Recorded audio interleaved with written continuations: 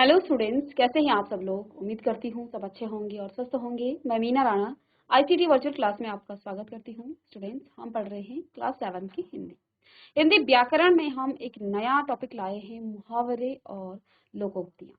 ठीक है, तो यहाँ पर आज की क्लास में हम मुहावरे पढ़ेंगे। तो सबसे पहले हम जान लेते हैं कि मुहावरा क्या है।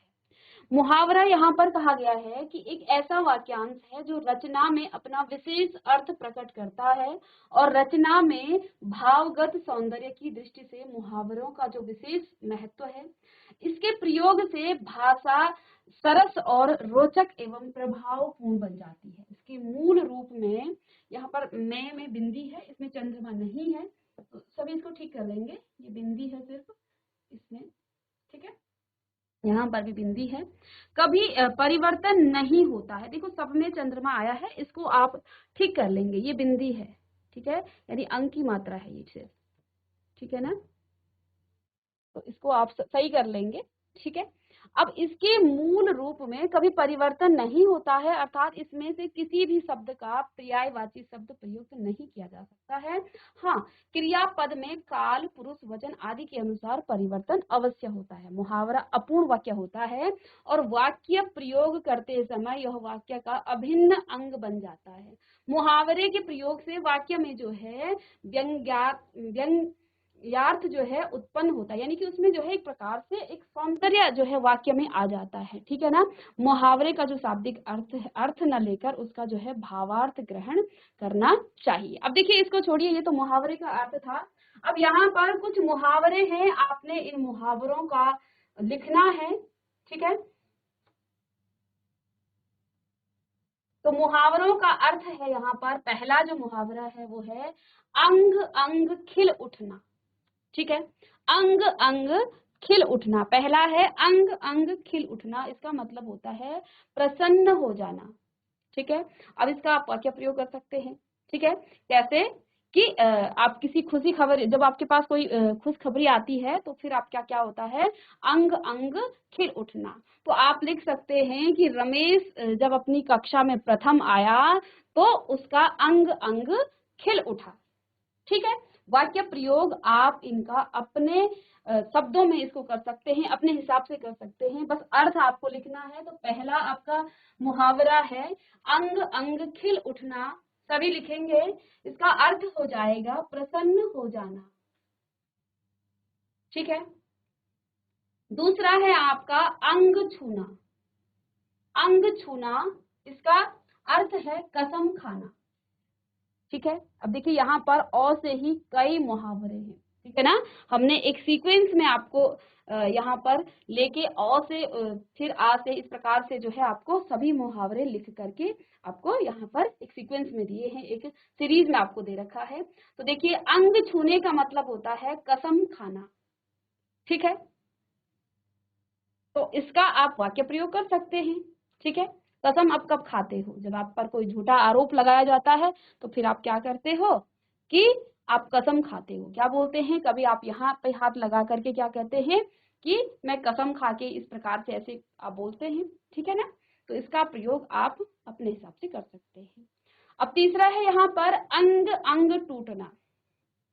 अब कब बोलते हैं आप कि मेरा अंग अंग टूट रहा है, जब आपका पूरा बदन जो है दर्द होता है तो फिर आप क्या बोलते हैं, आज मेरा अंग अंग टूट रहा है ना। तो इस प्रकार के आप शब्दों का प्रयोग करते हैं। तो यहाँ पर इसका मतलब क्या हो जाएगा, सारे बदन में दर्द होना, ठीक है।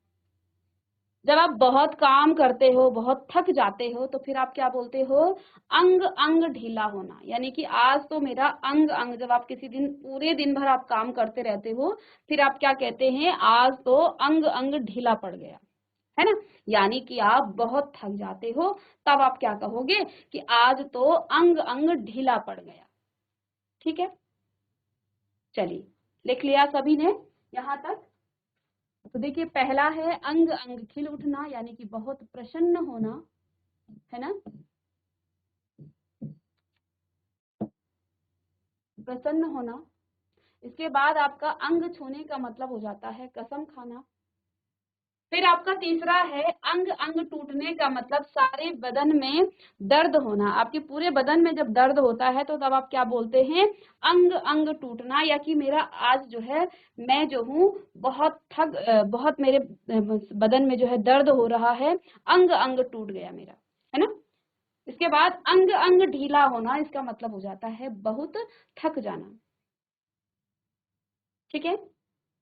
अंग अंग मुस्काना, बहुत प्रसन्न होना। कई बार एक जैसे मुहावरे आप अंग अंग देख करके एक चीज याद कर लेते हो और फिर जो है उसको उसी के साथ जो है आप क्या करते हो, उसके अर्थ में इसके अर्थ को लगा देते हो। जैसे अंग अंग खिलने का मतलब तो हो जाता है प्रसन्न होना, और यहाँ लिखा है अंग अंग ढीला होना, इसका मतलब हो जाता है बहुत थक जाना। तो शब्दों को देखना है, अंग अंग के बाद है क्या, खिल जाना प्रसन्न होना, टूटना बदन दर्द होना, उसके बाद ढीला होना यानी कि थक जाना, अंग अंग मुस्काना यानी कि बहुत प्रसन्न होना। तो देखिए अंग अंग खिल जाना, प्रसन्न होना, लेकिन अंग अंग मुस्काना दोनों में भी फर्क है। बहुत प्रसन्न होना, प्रसन्न होना और बहुत प्रसन्न होना दो अलग चीजें हैं। थोड़ा सा प्रसन्न होते हैं आप, या फिर आप बहुत ज्यादा, जब आप कोई क्या करते हैं, बहुत विशेष काम करते हैं और आप बहुत प्रयास करते हैं, बहुत मुश्किल की चीजें आपको जब मिल जाती हैं तो फिर मिलने के बाद आप क्या हो जाते हो, बहुत ही प्रसन्न हो जाते हो। तो यहाँ पर अंग अंग मुस्काना, इसका मतलब हो जाता है बहुत प्रसन्न होना। इसके बाद देखिए अंग अंग फूले न समाना। देखिए अंग अंग से ही कितने सारे आपके यहाँ पर मुहावरे आ रहे हैं। अंग अंग मुस्काना, बहुत प्रसन्न होना, अंग अंग फूले न समाना, बहुत आनंदित होना। ठीक है, बहुत ध्यान से सभी को लिखेंगे, बहुत आनंदित होना। फूले न समाने का मतलब क्या होना, आनंदित होना। ठीक है। अब यहाँ पर अंगड़ाना, अंगड़ाने का अर्थ है अंगड़ाई लेना, जबरन पहन लेना। ठीक है। अंगड़ अंगड़ाने का मतलब एक इसका हो जाता है अंगड़ाई लेना, और दूसरा अर्थ होता है जबरन पहन लेना। ठीक है। इसके बाद देखिए नेक्स्ट है अंकुश रखना। अंकुश रखने का मतलब हो जाता है नियंत्रण रखना, नियंत्रण। ठीक है, किसी पर नियंत्रण रखना। ठीक है। तो किसी भी सेना में देखिए क्या होता है, नियंत्रण सेनापति का होता है अपनी सेना पर। ठीक है ना, तो वो उसको क्या करता है, नियंत्रित करता है। इसके बाद अंग लगाना, अंग लगाने का मतलब हो जाता है लिपटाना। क्या मतलब है, लिपटाना। अंग लगाना, आगे लिखेंगे अंग लगाना। अंग लगाने का मतलब क्या हो जाता है, लिपटाना। इसके बाद देखिए अंगारा होना, अंगारा होना, अंगारा होना क्रोध में लाल हो जाना। ठीक है, क्रोध में लाल हो जाना। वाक्य प्रयोग करेंगे। ठीक है, क्रोध में लाल हो जाना, अंगारा उगलना, जली कटी सुनाना। जब आप किसी को बहुत बुरा भला कहते हैं तो आप क्या कहते हो, अंगारा उगलना। कहते हैं ना, आज तो भाई हमारे पड़ोसी ने अंगारा ही उगल दिया, है ना। जली कटी सुनाना।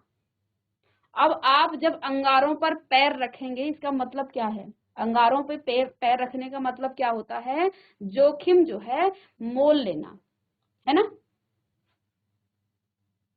तो नेक्स्ट है अंगारों पर पैर रखना, अर्थात जोखिम मोल लेना, जोखिम मोल लेना।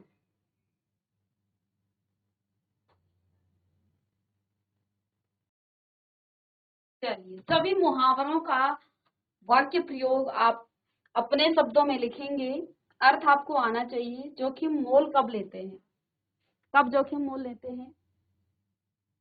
ठीक है, इसका आप वाक्य प्रयोग करेंगे। अंगूठे पर मारना, अंगूठे पर मारना, इसका अर्थ क्या होता है, परवाह न करना। अंगूठे पर मारने का मतलब क्या हो जाता है, परवाह न करना। ठीक है।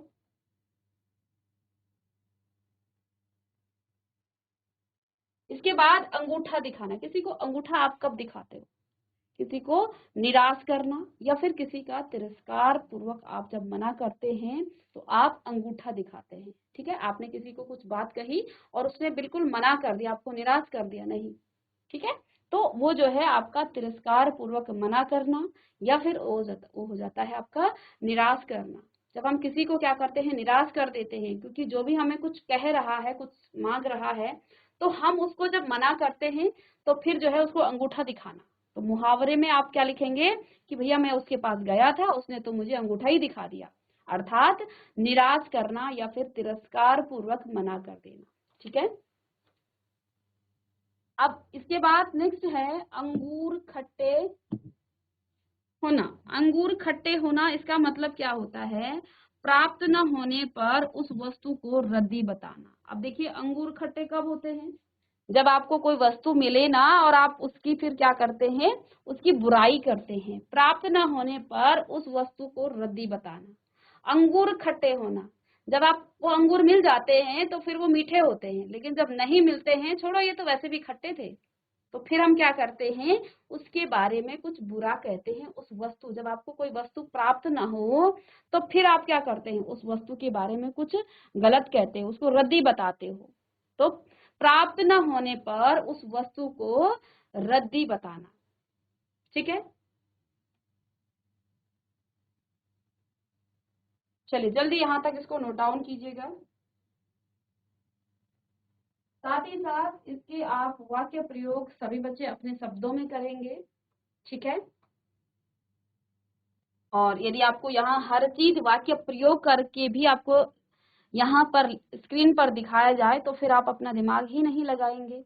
इसलिए वाक्य प्रयोग आपको खुद से करना है। ठीक है, जब आप सोचेंगे तो फिर आप इसका अलग अलग जो है, बच्चे जो है अलग अलग इसका वाक्य प्रयोग करेंगे। ठीक है, नेक्स्ट क्लास में इसके वाक्य प्रयोग को देखेंगे कि किस प्रकार से किस बच्चे ने वाक्यों को प्रयोग किया है। नेक्स्ट है इसके बाद अंजर पंजर ढीला होना। अंजर पंजर ढीला होना, इसका मतलब हो जाता है अंग अंग ढीला होना। चलिए जल्दी लिखेंगे, अंजर पंजर ढीला होना अर्थात अंग अंग ढीला होना। अंग अंग, अंजर पंजर ढीला होना अर्थात अंग अंग ढीला होना।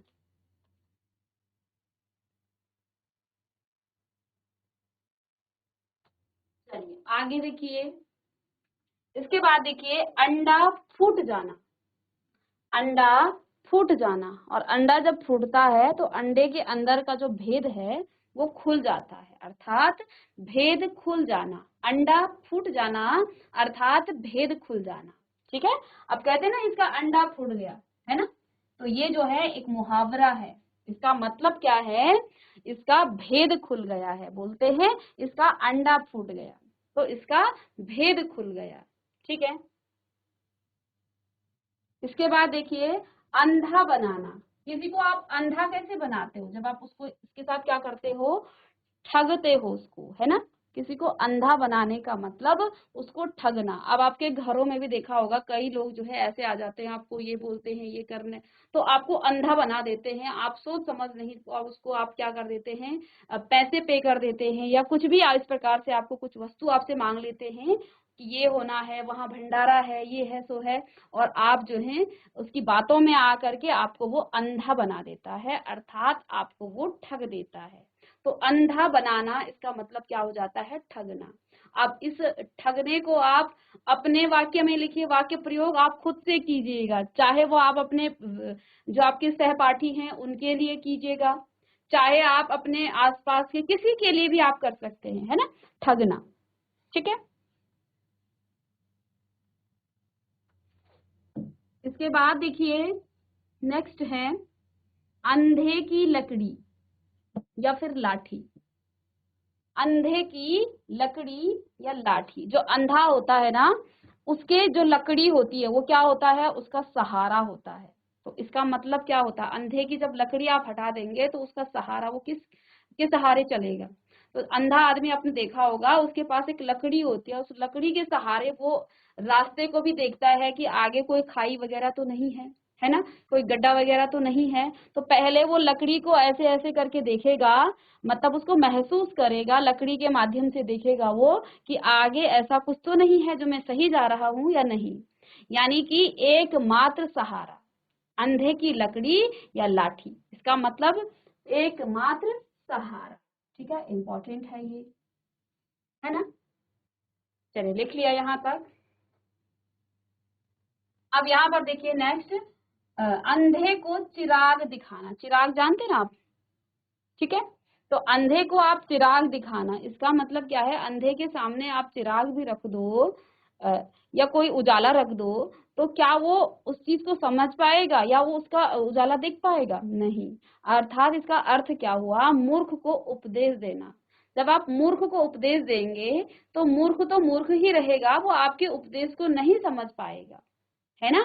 तो ऐसे ही यहाँ पर इसके लिए मुहावरा प्रयोग किया जाता है, अंधे को चिराग दिखाना, अर्थात मूर्ख को उपदेश देना। जिस प्रकार से अंधे को चिराग दिखाने का कोई मतलब नहीं होता है, कोई उसका जो है उपयोग नहीं होता है, उसका जो है कोई मतलब नहीं निकलता है, ऐसे ही आप मूर्ख को कितना भी उपदेश दे दें उस पर कोई फर्क नहीं पड़ने वाला। अब अंधे के सामने आप कितने बड़े बल्ब जला दें, कितने चिराग रख दें, तो उस अंधा तो नहीं देख पाएगा उस चीज को। तो इसी प्रकार आप उपदेश कहाँ देंगे, उपदेश आप वहां देंगे जहां कोई समझने वाला हो उस उपदेश को। अब मूर्ख के सामने आप उपदेश कह रहे हैं, बोल रहे हैं बार बार, तो उस पर उसका कोई फर्क नहीं पड़ेगा। ऐसे ही यहाँ पर अंधे को चिराग दिखाना अर्थात मूर्ख को उपदेश देना। इसके बाद है अंधाधुंध। अंधाधुंध का मतलब होता है बिना सोचे विचारे, ठीक है, बिना सोचे विचारे, बिना सोचे विचारे। चलिए लिख लिया सभी ने। इसके बाद नेक्स्ट है अंधानुकरण करना। एक होता है अनुकरण, क्या होता है, अनुकरण करना। क्या होता है, अनुकरण करना। अनुकरण होता है किसी की नकल करना, लेकिन अब नकल भी किस प्रकार का हो रहा है, किसका, अंधानुकरण। अंधा का मतलब बिना विचारे अनुकरण करना, ठीक है। किसी भी का आप अनुकरण करें लेकिन विचार कीजिए पहले कि किस प्रकार जिसका हम अनुकरण कर रहे हैं क्या वो सही है। यदि वो सही है तभी आप उसका अनुकरण कीजिए। ये नहीं है कि बगल वाला चोरी कर रहा है और मुझे भी चोरी करनी चाहिए, बगल वाला नहीं पढ़ रहा है तो मैं भी नहीं पढ़ूंगा। इस प्रकार का अंधानुकरण मत करिए, ठीक है ना।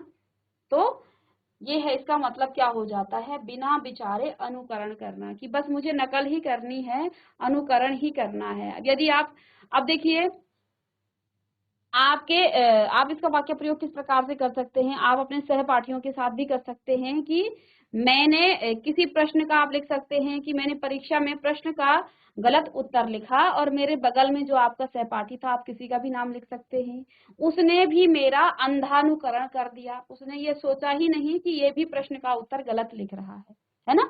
तो ये होता है अंधानुकरण, बिना विचारे कि ये प्रश्न का उत्तर सही लिख रहा है या गलत, बस उसका अनुकरण करना, उसका कॉपी कर देना। या आपका कोई कार्य भी हो सकता है कि बगल वाला जो है पढ़ता नहीं है तो मैं भी नहीं पढ़ूंगा, ठीक है, बगल वाले ने चोरी कर दी तो मैं भी चोरी करूंगा। तो उसके लिए आपको विचारना चाहिए, ये जो अनुकरण मैं कर रहा हूँ क्या ये सही है या गलत है। तो ये विचार करके ही किसी का अनुकरण करना चाहिए। अनुकरण करना अच्छी बात है, लेकिन अच्छी चीजों का अनुकरण करें, ठीक है, बिना विचारे चीजों का अनुकरण नहीं करना चाहिए, ठीक है। इसके बाद है अंधेर खाता। अंधेर होता है अव्यवस्था, ठीक है, अंधेर खाता का मतलब हो जाता है अव्यवस्था, ठीक है। तो आपके स्कूल में जब कोई फंक्शन होता है ना तो वहां पर व्यवस्था होती है ना। और वहां पर यदि अव्यवस्था हो जाए, यानी कि बच्चे तितर बितर कहीं के कहीं जा रहे हैं, कहीं क्या, तो क्या कहेंगे कि यार उस स्कूल में फंक्शन हुआ था और वहां तो पूरी अंधेर खाता चल रहा था, है ना, अव्यवस्था थी वहां पर, ठीक है। तो स्कूल में आप देखते हैं व्यवस्थित तरीके से आप बैठते हैं, अनुशासन से, आप हर चीज की अपनी व्यवस्था होती है, और जहां अव्यवस्था होती है उसको कहा जाता है अंधेर खाता, ठीक है। इसके बाद नेक्स्ट है इसी से मिलता हुआ अंधेर नगरी। अंधेर नगरी क्या हो जाती है? वह स्थान जहां कोई नियम व्यवस्था ना हो, है ना। क्या बोलते हैं वहां पर तो अंधेर नगरी है। यार मैं उस गांव में गया था और उस गांव में तो अंधेर, वो गांव तो अंधेर नगरी है, कोई नियम नहीं है, कोई व्यवस्था नहीं है, ठीक है ना। तो ये होता है अंधेर नगरी। इसके बाद देखिए अंधे के हाथ बटेर लगना। अंधे के हाथ बटेर लगना, इस मुहावरे का अर्थ क्या है? बिना प्रयास भारी चीज पा लेना, है ना। अब इससे पहले आपने क्लास 6 में पढ़ा है ना। वहां पर आपने देखा होगा टिकट एल्बम का जो चैप्टर है, क्लास 6 से आपने पढ़ के आ चुके हैं, है ना। तो वहां पर जो आपका नागराजन नाम का जो लड़का था उसको क्या मिल गया था? बिना मेहनत के ही उसको क्या मिल गया था? एल्बम मिल गया था, जबकि राजप्पा ने बड़ी मेहनत की थी, है ना। तो यहाँ पर देखिए बिना प्रयास जो है भारी चीज पा लेना, ठीक है। तो आप उस चैप्टर से भी इसको कर सकते हैं, या फिर आपके पड़ोस में या आपके ही कक्षा में कोई बच्चा ऐसा हो जिसको बड़ी चीज मिल गई हो और उसने प्रयास भी ना किया हो। आप अपने प्रैक्टिकल के मार्क्स देख सकते हैं, कई बच्चे जो हैं उनको बिना प्रयास के ही अच्छे मार्क्स मिल जाते हैं, ठीक है। तो इसका वाक्य प्रयोग आप खुद से करेंगे। इसका मतलब क्या होता है? अंधे के हाथ बटेर लगने का मतलब होता है कि आपने कोई प्रयास ही नहीं किया है, आपने मेहनत ही नहीं की है और आपको भारी चीज मिल गई, मिल जाना, ठीक है ना। तो अगर आपको इस बिना प्रयास कोई चीज मिल जाती है, कोई बड़ी चीज मिल जाती है, तो उसको मुहावरे में आप किस प्रकार से लिख सकते हैं? अंधे के हाथ बटेर लगना, है ना। तो और मुहावरों का प्रयोग जरूर कीजिएगा, इससे आपको मुहावरे जो है क्लियर भी होंगे।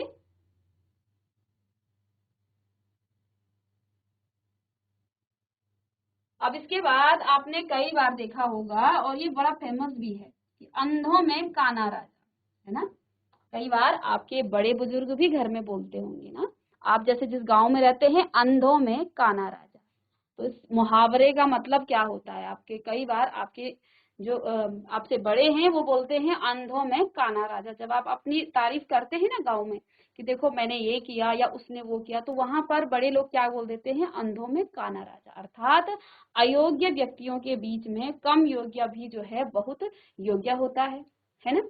तो जहां पर अंधे होते हैं वहां पर जो काना होता है, अंधा क्या होता है? जो आंखों से नहीं देखते हैं, और काना क्या होता है? जो कानों से नहीं सुनते हैं। तो देखो जो अंधा होगा उसके लिए तो काना ही राजा है, क्योंकि वो आंख देख सकता है ना। यानी कि वो भले ही वो सुन नहीं सकता है, लेकिन वो देखने के लिए, रास्ता दिखाने के लिए वो आंख देख सकता है। यानी कि इसका मतलब क्या होगा कि अयोग्य व्यक्तियों के बीच में कम योग्य भी जो है बहुत योग्य होता है, ठीक है। तो ये मुहावरा अक्सर जो है आपके बड़े बुजुर्ग जो है इसका प्रयोग किया करते हैं।